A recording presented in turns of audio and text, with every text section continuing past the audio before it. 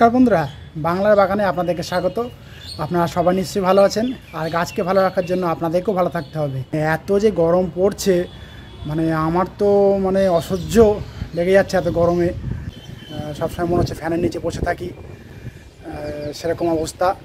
আর সবসময় মনে হচ্ছে কি বলবো, গায়ে একটা ঠান্ডা জল দিয়ে গেলে আর কি খুব ভালো লাগবে। জলহস্তি যেরকম সবসময় জলে থাকতে ভালোবাসে, সেরকম থাকলে মনে হয় একটু ভালো লাগবে, শরীরটার একটু আরাম হবে। কেননা এত তাপমাত্রা বেড়ে গেছে যে শুধু আমি কেন, আপনাদেরও ঠিক একই রকম কষ্ট হচ্ছে, আমি বুঝতে পারছি। তো কি করব বলুন, কিছু করার নেই। প্রকৃতির সঙ্গে আমাদেরকেও মানিয়ে নিতে হবে। শরীরটা সারাদিন যেন হাঁসফাঁস হাঁসফাঁস করছে এই গরমের জন্য।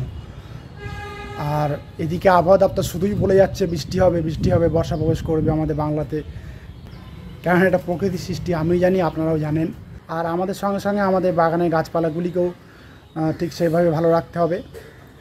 গাছে জল নিয়মিত দিয়ে দিতে হবে, এবং দরকার হলে জলটা স্প্রে করে দিতে হবে। কারণ আমরা যেরকম কষ্ট পাচ্ছি, আমাদের বাগানের গাছপালাগুলিও ঠিক একই রকম কষ্ট পাচ্ছে। সেদিকটাতেও কিন্তু আমাদের খেয়াল রাখতে হবে। তো টাইটেল আর থাম্বনেল দেখে আপনারা নিশ্চয়ই বুঝে গেছেন যে আমি আজ আপনাদের সঙ্গে কী গাছ পরিচর্যা নিয়ে আলোচনা করব। তো তাহলে চলুন সে আলোচনার বিষয়ের দিকে তাহলে যাওয়া যাক। তো দেখুন, আপনাদের সবার প্রিয় বাংলার বাগানে এই ছোট পুনে ভ্যারাইটি আর কি জবা ফুল গাছ আমি বেশ অনেক দিন আগে আর কি রোপণ করেছিলাম।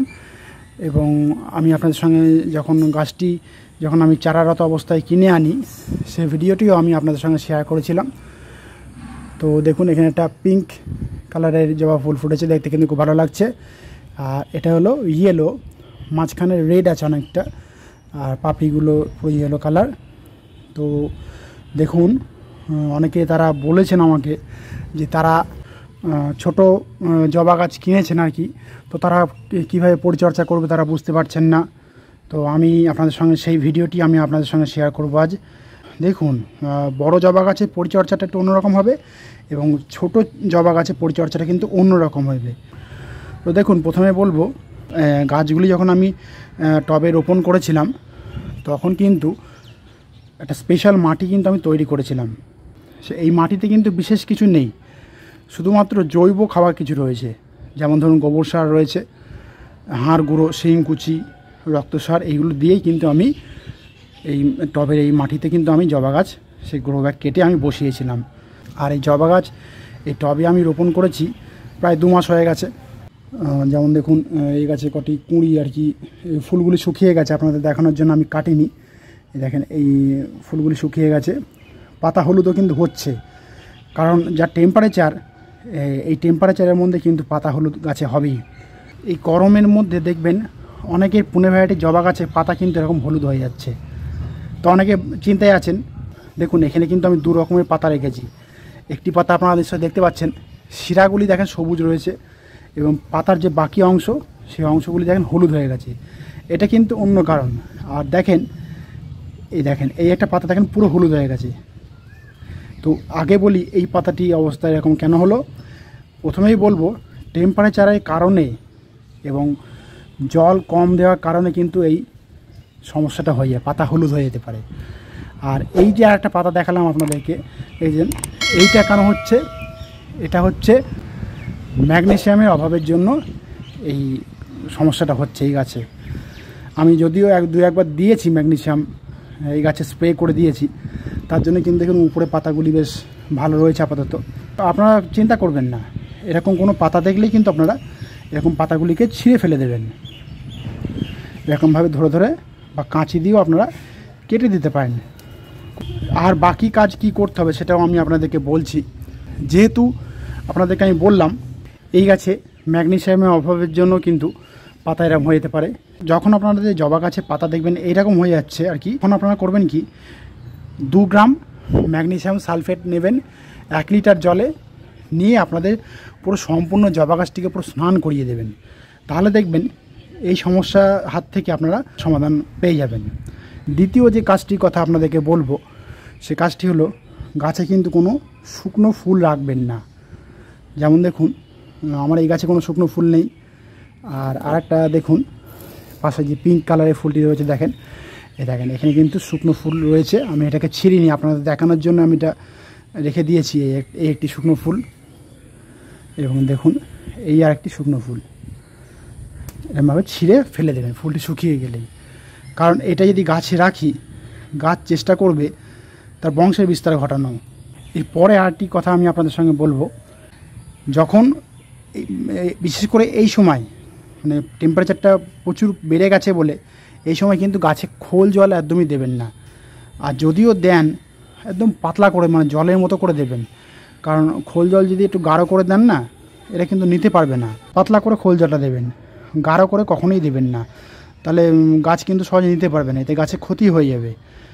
মানে আমরা যেরকম এই গরমের মধ্যে লাইট ফুড খাচ্ছি, ঠিক সেরকমই আমরা এই গাছেও কিন্তু আমরা লাইট ফুড দেব। আর এই গাছে খোল জল যদি না দেন তাহলে কি খাবার আপনারা দেবেন, আমার চ্যানেলে প্রবেশ করে আপনারা দেখে নেবেন। এই সময় এই গাছে একটা কোল্ড ড্রিঙ্কস খাবার আপনারা দেবেন, সেই খাবারটি দিলে কিন্তু গাছে কোনো অসুবিধা হবে না, গাছ সহজেই কিন্তু সেই খাবারটি নিতে পারবে। আর আমি কিন্তু এখন দুবেলা গাছগুলিকে স্নান করিয়ে দিচ্ছি, আপনারা এই কাজটা অবশ্যই করবেন। আর আরেকটা কথা বলি, এরকম আগাছা দেখেছেন এরকম আগাছা যদি আপনারা গাছে দেখেন, এরকম আগাছা হয়েছে টবে মাটিতে, তাহলে কিন্তু তুলে দেবেন অবশ্যই।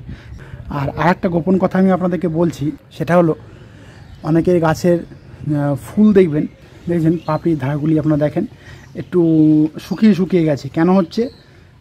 এই তাপমাত্রা ডিফারেন্সের কারণের জন্যই কিন্তু সমস্যাটা হচ্ছে। অন্য সময় কী হয়, ফুলটা যখন ফোটে পুরো পাপড়িটা একদম পিঙ্ক কালার থাকে, কিন্তু দেখেন এইগুলি একটু শুকিয়ে গেছে, দেখেছেন? এতে চিন্তার কোনো কারণ নেই। আপনাদের গাছেও কিন্তু এই সমস্যাটা হচ্ছে, অনেকের গাছেই আমাকে বলেছেন তারা, এতে চিন্তার কোনো কারণ নেই। অটোমেটিক্যালি এটা টেম্পারেচারটা যখন আরও একটু নেমে যাবে তখন কিন্তু সেই কালারের ফুলটা আপনারা নিজে থেকেই পাবেন। অর্থাৎ বর্ষা পড়লেই কিন্তু এই সমস্যার হাত থেকে আপনারা সহজে মুক্তি পাবেন। তো আমি সব কিছু বললাম আপনাদের সঙ্গে, এবার আসি এই গাছে এখন খোল জল দেবেন না বললো, আগেই বলে দিলাম। তো তাহলে এই গাছে কী খাবার দেবো এখন, অনেকে মনে প্রশ্ন জাগতেই পারে। তো এই সময় আপনারা করবেন কি, যেহেতু প্রচণ্ড গরম পড়ছে, আপনারা ডিএপি আপনাদের যে মাপের টবে আর কি গাছগুলি বসানো আছে, বিশেষ করে 6 ইঞ্চি বা 8 ইঞ্চি টবে হতে পারে অনেকের, বা অনেকে মাটিতেও বসানো থাকতে পারে, তারা করবেন কি, মানে টবের কাঁধ বরাবর একটু খুঁড়ে নেবেন, নিয়ে 6 ইঞ্চি টব হলে 6টা দানা, 8 ইঞ্চি টব হলে 8টি দানা আপনারা আপনাদের জবা গাছে গোড়ায় দিয়ে দেবেন। আর যাদের মাটিতে গাছ রয়েছে, যাদের গাছ বিশেষ করে ছোটোরত অবস্থায়, তারা গাছের গোড়া থেকে 1 হাত দূরে গোল করে খুঁড়ে নিয়ে 8 থেকে 10টা দানা আপনারা দিয়ে দেবেন, তাহলে দেখবেন গাছ সহজেই কিন্তু নিতে পারবে। এটা করবেন সপ্তাহে 1 বার। এরপরে কি করবেন, এরপরে যে সপ্তাহে আপনারা ডিএপি দেবেন তার ঠিক পরের সপ্তাহে আপনারা 10-26-26 সেই খাবারটি কিন্তু ওই একইভাবে আপনারা আপনাদের জবা গাছে প্রয়োগ করবেন। তাহলে দেখবেন আপনাদের জবা গাছে যে কুঁড়িগুলি রয়েছে, সেই কুঁড়িগুলি দেখবেন এরকম বড় হয়ে যাবে এবং নতুন কুঁড়িও কিন্তু এরকম ধরবে আপনাদের জবা গাছগুলিতে। অনেকে প্রশ্ন করেছেন যে তাদের জবা গাছে নাকি ফুলই আসছে না, যারা নতুন জবা গাছ বসিয়েছেন। তো এই সমস্যা থেকে মুক্তি পাওয়ার জন্য কিন্তু আমি 10-26-26 দিতে বললাম। আর এরপরে আরেকটি কাজ করতে হবে আমাদেরকে, 12-61-0, যেহেতু গাছ আমরা সদ্য নতুন বসিয়েছি, সেহেতু নতুন ব্রাঞ্চ কিন্তু আমাদের গাছ থেকে বার করতে হবে, সেই দায়িত্ব কিন্তু আমাদের। সেই জন্য করতে হবে কি, আমাদেরকে 12-61-0 ফোলিয়া স্প্রে 1 লিটার জলে 2 গ্রাম মিশিয়ে ভালোভাবে সম্পূর্ণ গাছটিকে স্নান করিয়ে দেবেন। তাহলে দেখবেন এরকম ব্রাঞ্চ কিন্তু সহজেই বাড়াবে। এটা করবেন 15 দিন অন্তর, মানে মাসে 2 বার। যেহেতু অনেকের গাছে এরকম অবস্থাতে ফুল ফুটছে, সেহেতু আপনারা করবেন কি, 0050 যাদের কাছে ফুলের স্প্রে রয়েছে, তারা ওই রকমই 1 লিটার জলে 2 গ্রাম মিশিয়ে গাছে স্প্রে করে দেবেন। তাহলে দেখবেন ফুলের যে অরিজিনাল কালার, সেই কালারটা কিন্তু আপনারা সহজেই পাবেন। আর যাদের কাছে 0050 নেই, তারা লাল পটাশ জলে গুলেও আপনারা গাছে গোড়াতে দিতে পারেন। আর আপনারা এমনি শুকনো আর কি অবস্থাতে আপনারা টবের চারিদিকে একটু খুঁড়ে আপনারা ছড়িয়ে দিতে পারেন, কোনো অসুবিধা হবে না। কতটা পরিমাণে আপনারা ওই লাল পটাশ দেবেন, এরকম যদি আপনারা আইসক্রিমের চামচ নেন, এই আইসক্রিমের চামচের মানে কি বলবো, একদম অল্প, মানে 1 চিমটি বলতে পারেন, যে যাদের ছোটো টব রয়েছে। আর যাদের মাটিতে গাছ বসানো রয়েছে, তারা ওই 1 চিমটি মতো নিয়ে একদম টবের চারিদিকে গোল করে ছড়িয়ে দেবেন। তাহলে দেখবেন আপনাদের জবা গাছে যে ফুল ফুটবে যখন, এরকম সুন্দর কালার আসবে। আর আরেকটা কথা বলি আপনাদেরকে, যেহেতু এই সময় প্রচণ্ড গরম পড়ছে, সেহেতু আপনারা করবেন কি, মাঝে মধ্যে মানে কি বলবো 20 দিন অন্তর বা 15 দিন বা 20 দিন অন্তর আপনারা এই ছোটো জবা গাছগুলিতে কীটনাশক একটা স্প্রে করবেন, মানে একদম হালকা করে। কেননা দেখুন আমার এই গাছের পাতা ঠিক এভাবে দেখুন লেদা পোকা লেগেছিল। আমি আজ থেকে প্রায় 20 দিন আগে আমি একটা স্প্রে করে দিয়েছিলাম হামলা 555। আপনারা কী ধরনের কীটনাশক স্প্রে করবেন, হামলা 550 বা স্ট্রাইক 550 দিতে পারেন। 1 লিটার জলে আপনারা 2 ml মতো নিয়ে হালকা করে একদম গাছে স্প্রে করে দেবেন। আর আরেকটা কীটনাশকের কথা বলবো আমি, অনেকে পাতা অনেকে জবা গাছে পাতা দেখবেন ঢেউ খেলানো নৌকার মতো হয়ে যাচ্ছে। কাকা নামক যে কীটনাশকটি রয়েছে সেটাও ওই 2 ml পার লিটার জলে নিয়ে আপনারা সম্পূর্ণ গাছটিকে স্নান করিয়ে দেবেন। তাহলে দেখবেন মাকড়ের হাত থেকে কিন্তু আপনাদের নতুন যে জবা গাছ আপনারা বসিয়েছেন সেই জবা গাছ কিন্তু সহজে রক্ষা পাবে। তো এইভাবেই কিন্তু আপনারা আপনাদের পুনে ভ্যারাইটির ছোটো আর কি জবা গাছ পরিচর্যা করুন এই গরমের মধ্যে।